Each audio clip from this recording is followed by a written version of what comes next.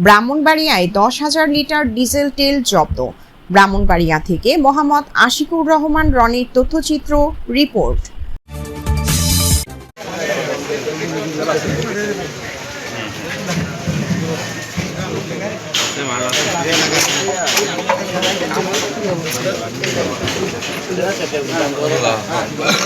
ব্রাহ্মণবাড়িয়ায় অবৈধভাবে মজুত করা 10,100 লিটার জ্বালানি তেল জব্দ করা হয়েছে। এ সময় 3 ব্যবসায়ীকে 50,000 টাকা জরিমানা করা হয়। মঙ্গলবার 7 এপ্রিল দুপুরে ভ্রাম্যমাণ আদালতের অভিযানে জেলা শহরের গোকর্ণ এলাকায় সদর উপজেলা প্রশাসন ও র্যাব 9 এর ব্রাহ্মণবাড়িয়া ক্যাম্প যৌথভাবে এ অভিযান পরিচালনা করে। ভ্রাম্যমাণ আদালত সূত্রে জানা গেছে, গোকর্ণ এলাকায় কিছু দোকানে অনুমোদনহীনভাবে জ্বালানি তেল মজুত করে কৃত্রিম সংকট তৈরি করেছেন বলে অভিযোগ ছিল। খবর পেয়ে সদর উপজেলা সহকারী কমিশনার ভূমি ও নির্বাহী ম্যাজিস্ট্রেট নাসরিনের নেতৃত্বে ভ্রাম্যমাণ আদালতের অভিযান পরিচালনা করা হয়। এ সময় খোলা জ্বালানি তেল বিক্রির 3টি দোকান থেকে প্রায় 10,000 লিটার ডিজেল ও 100 লিটার অকটেন জব্দ করা হয়।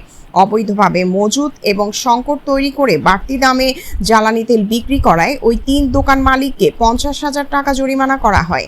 ভ্রাম্যমাণ আদালতের নির্বাহী ম্যাজিস্ট্রেট নাসরিন বলেন, কিছু দোকানে অবৈধ মজুদের প্রমাণ পাওয়া গেছে, তাদের জ্বালানি তেল বিক্রির অনুমোদনও নেই।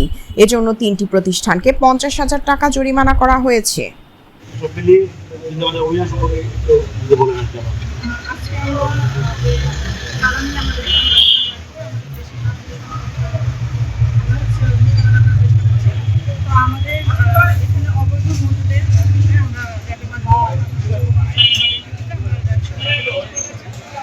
আমরা এখানে বেশ কয়েকটি জায়গায়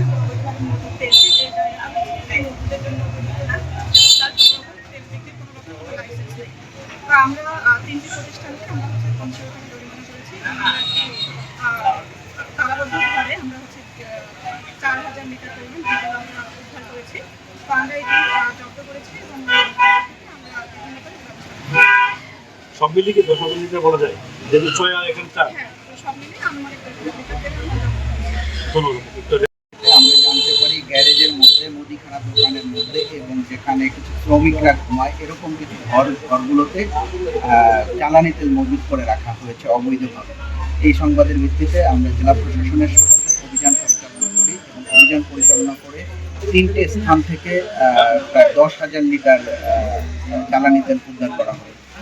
তো বর্তমানে জ্বালানি তেলের যে কৃত্রিম সংকট এই সিন্ডিকেট করে রেখেছে, এই অবৈধ মজুতদাররা করে রেখেছে, এটার জন্য আমাদের কার্যক্রম এবং অভিযান চলমান থাকবে এবং আমরা যত দ্রুত সম্ভব এই অবৈধ যারা মজুতদার তাদেরকে আইনের আওতায় আনতে সক্ষম হবে এবং আমরা চেষ্টা করব যাতে এই সংকট কেটে যায়।